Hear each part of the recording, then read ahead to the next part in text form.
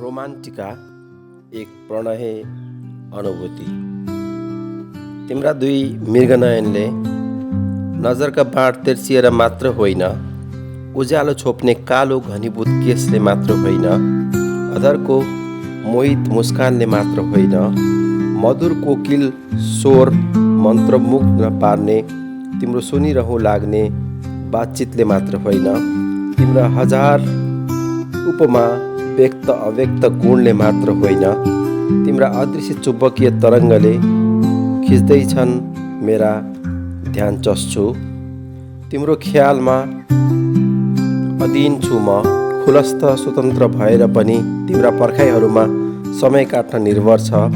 हरेक रात लजालु कुराले काउकुती लगाउँछ, सिरानी अङ्गालोमा बाँधी तिमीलाई महसुस गर्छु म। सपनाहरूमा तिमी देखौँ भनी मन गमिरहन्छ, प्रणय डुबानमा लहरिएर प्रतीत गर्छु पल पल तिम्रो बदनको सुवास। तिमीसँगै हुन्छु म, तिमीसँगै हाँस्छु म, तिमीसँगै रमाउँछु म।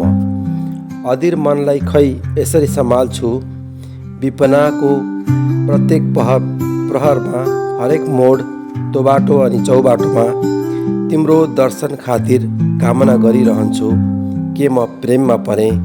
तिमीमा म राधा, तिमीमा म क्लियोपात्रा, तिमीमा म लैला पाउँछु। सर्जक मनोहर पौडेल MP। धन्यवाद।